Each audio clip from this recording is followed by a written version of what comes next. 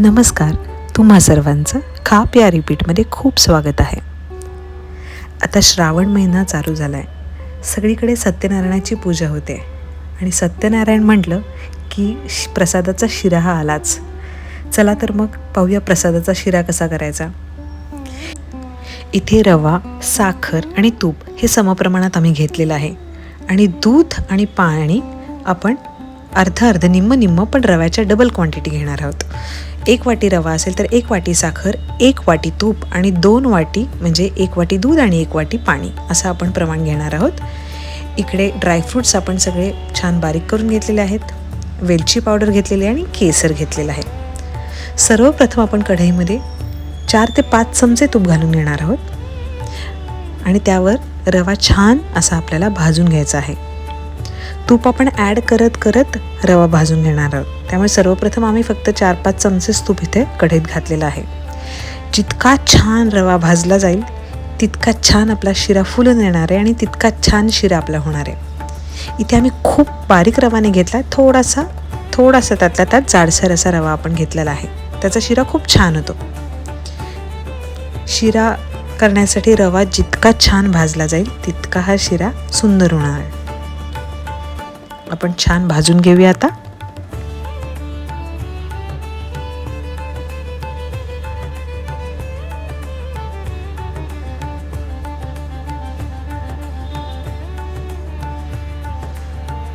आता आपण परत थोडंसं तूप घालणार आहोत.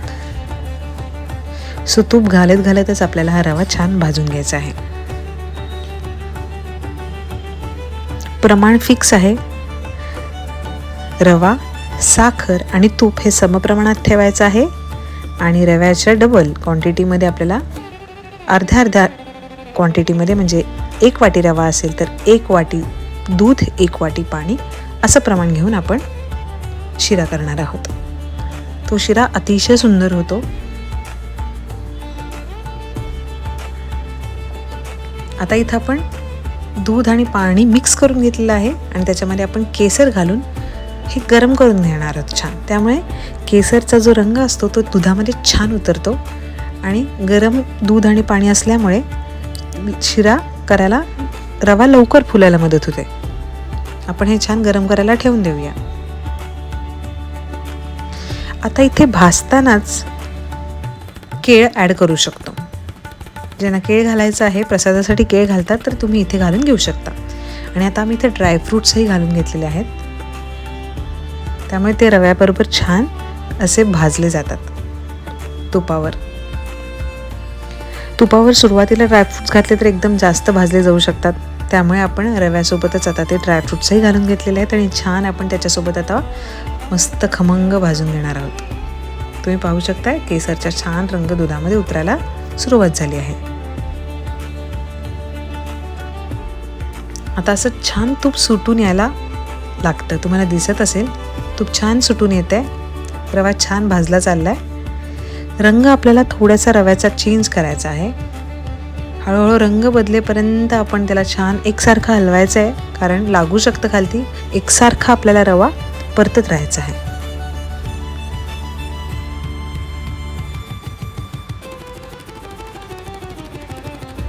हळूहळू तुम्ही पाहू शकता रंग बदलायला लागला आणि ते तूप छान सुटायला लागलेलं आहे.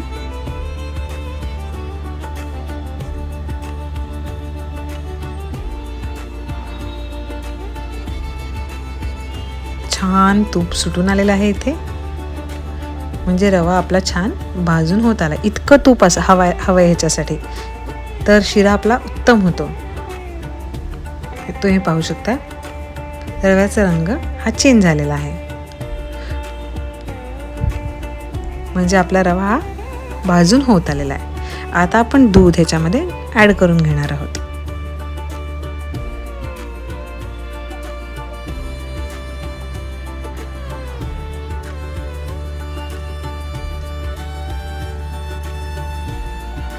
आता तुम्ही पाहू शकता रव्याचा खूप छान रंग चेंज झाला आहे. आता हळूहळू करून आपण दूध ॲड करून घेणार आहोत आणि दूध जसंच ॲड करतो दूध आणि पाणी रवा लगेचच फुलायला लागतो.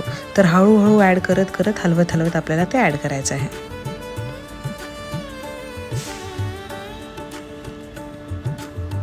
एकसारखं हलवायचं आहे म्हणजे त्याच्या गठुळ्या नाही होणार. त्यामुळे थोडं थोडं करून आपण ते ॲड करून घेणार आहोत.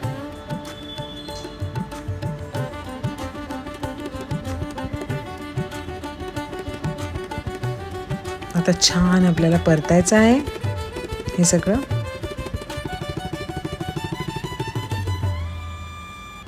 लगेचच तुम्ही पाहू शकता रवा फुलायला लागतो आणि गरम घातल्यामुळे लगेचच त्याला फुलायला मदत होते. हे पाहू शकता तुम्ही किती छान फुलून आलाय रवा आपला.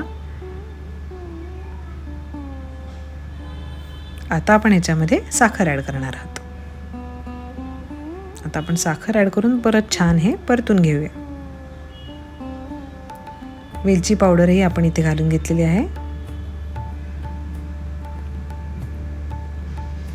आता हे छान आपल्याला मिक्स करायचं आहे.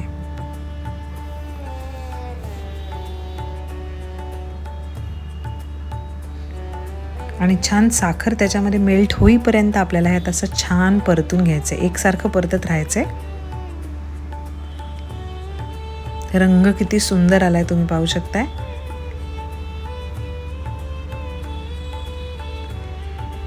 आता आपण झाकून ठेवूया थोड्या वेळ. तुम्ही पाहू शकता किती मऊसर आणि तूप इतकं छान सुटून आलंय आणि किती सुंदर रंग आलेला आहे आपल्या शिऱ्याला. आता हा आपला शिरा रेडी आहे.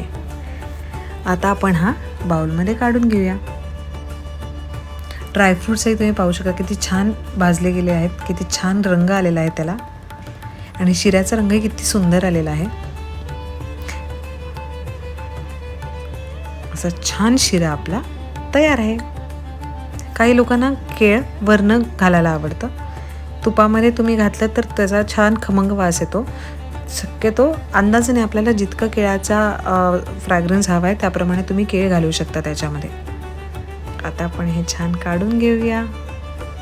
आहा, अतिशय सुंदर झालेला आहे शिरा. तुम्ही असं याच क्वांटिटीप्रमाणे करून पहा, अतिशय सुंदर होतो. आता आपण थोडंसं ड्रायफ्रूट्सने त्याला गार्निश करूया आणि आता हा प्रसादाचा शिरा आपला रेडी आहे.